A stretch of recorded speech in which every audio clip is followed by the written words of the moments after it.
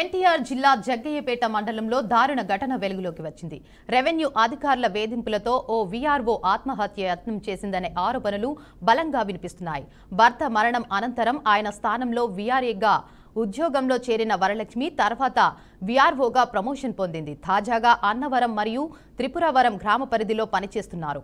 అన్నవరం త్రిపురవరం గ్రామ పరిధిలో అసైన్డ్ భూములు విపరీతంగా ఉండటంతో వాటిపై లోకల్ లీడర్లకు కన్నుపడింది. దీంతో వాటిని ఎలాగైనా దక్కించుకోవాలని ప్లాన్ చేశారు. ఏ పార్టీ అధికారంలోకి వచ్చినా కబ్జా రాయుళ్లు మాత్రం వాళ్ళ పని చేసుకుంటున్నారు. రెవెన్యూ అధికారులపై వత్తిళ్లు తెచ్చి భూములు మలుపుకుంటున్నట్లు పలువురు ఆరోపిస్తున్నారు. రికార్డులు మార్చి తమ పేరుపై చేసుకుంటున్నారు. ఈ నేపథ్యంలోనే రెవెన్యూ డిపార్ట్మెంట్పై అధికారులు కబ్జా రాయుళ్లకు అనుకూలంగా ఉండాలని వరలక్ష్మిని వేధించసాగారు.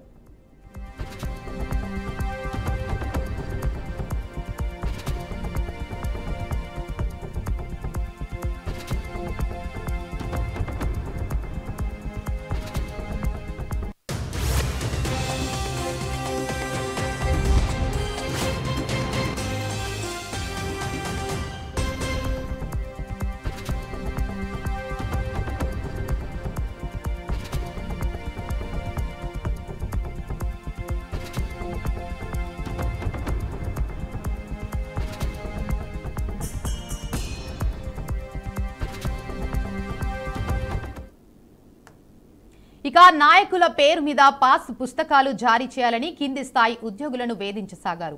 అన్నవరం మరియు త్రిపురవరం గ్రామ పరిధిలో భూ వివాదాలు తలనొప్పిగా మారాయి. దీంతో అధికారుల టార్చర్ తట్టుకోలేక వరలక్ష్మి చనిపోయేందుకు నిశ్చయించుకుంది.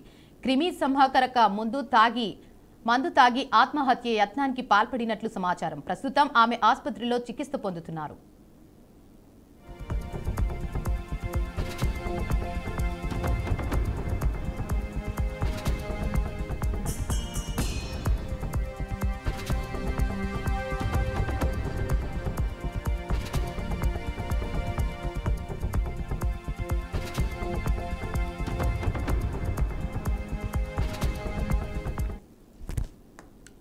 ఇక దీనిపై మరింత సమాచారాన్ని మా బ్యూరో చీఫ్ సాంబశివరావు అందిస్తారు. చెప్పండి సాంబశివరావు. మొత్తంగా చూసుకోవచ్చు, ఎన్టీఆర్ జిల్లా జగ్గయ్యపేట మండలంలో దారుణం చోటు చేసుకుంది.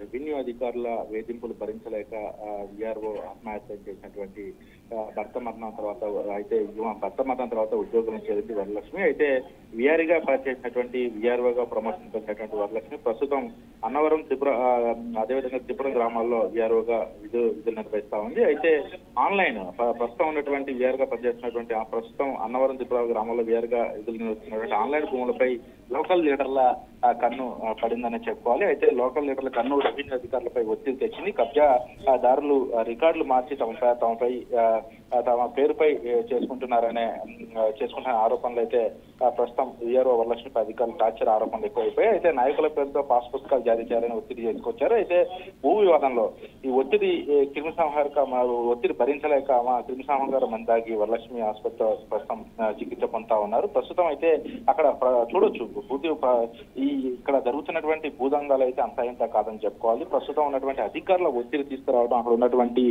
భూములు ఏవైతే ఉన్నాయో ప్రభుత్వ భూములు కావచ్చు, అక్కడ కొన్ని నిరుపయోగంగా పడి ఉన్నటువంటి భూములు కావచ్చు, తమ పేరుపై ఎక్కించాలని చెప్పేసి వాళ్ళు తీవ్ర ఒత్తిడికి గురి చేస్తున్నారని చెప్పేసి కూడా ఆమె ఆవేదన వ్యక్తం చేస్తున్నటువంటి పరిస్థితి అయితే ఉందని చెప్పుకోవాలి. మరి వాళ్ళపై ఎవరైతే ఈ ప్రస్తుతం ఉన్నటువంటి అధికార పార్టీకి సంబంధించినటువంటి కొంతమంది ఈ రకంగా ప్రవర్తిస్తున్నారని చెప్పేసి ఆ మహిళ అయితే ఆవేదన వ్యక్తం చేస్తా ఉంది. చివరికి ఏం చేయాలి, ఎందుకంటే ఉద్యోగంలోంచి తీసేస్తాము లేకపోతే ఇబ్బందులకు గురి చేస్తామని చెప్పేసి వాళ్ళు భయాందోళనకు గురి చేయడమే కాకుండా మానసికంగా ఇబ్బందులకు గురి చేయడం వల్లనే ఈ పరిస్థితి ఏర్పడిందని చెప్పేసి కూడా పరిస్థితి. తన భర్త చనిపోతే ఆ ఉద్యోగం తనకు వచ్చిందని, కాకపోతే ఇక్కడ ఉన్నటువంటి కొంతమంది ఆ రికార్డుల ద్వారా ఏదైతే అందరంతా రెవెన్యూ సిబ్బంది ద్వారా రికార్డులో ఉన్నట్టు ఆ భూములు దొడ్డిదారిన దక్కించుకోవడం ప్రయత్నం చేస్తా ఉన్నారు. దీంతో ఆ ప్రాంతంలో భూవేదాలు తలనొప్పిగా మారిందని చెప్పేసి కూడా చెబుతున్నటువంటి పరిస్థితి ఉంది. ప్రస్తుతం ఈ మహిళ పట్ల ఏదైతే ఈ ఒత్తిడికి తీసుకొచ్చారో వాళ్ళపై కఠిన చర్యలు తీసుకోవాలని చెప్పేసి కూడా వీఆర్ఓ అయితే కుటుంబ సభ్యులు కోరుతున్నటువంటి పరిస్థితి ఉందని చెప్పుకోవచ్చు. అయితే ప్రస్తుతం వరలక్ష్మి పరిస్థితి ఎలా ఉందంటారు?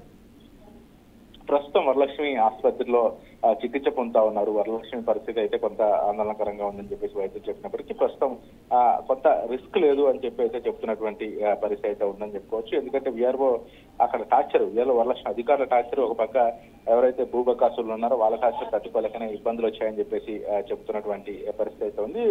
వరలక్ష్మి మెరుగైన చికిత్స అయితే అందిస్తున్నట్టుగా ఆసుపత్రి సిబ్బంది అయితే చెప్తా ఉన్నారు. వాళ్ళ కుటుంబ సభ్యులు మాత్రం ఎవరైతే అధికారులు కావచ్చు, అదేవిధంగా ఈ భూదందాలకు పాల్పడి తమ కూతురు ఇట్లా ఈ విధంగా ఈ పరిస్థితి కారకులైన వారిపై కఠిన చర్యలు తీసుకోవాలని చెప్పేసి అయితే వాళ్ళు కోరుతున్నటువంటి పరిస్థితి ఉందని చెప్పుకోవచ్చు.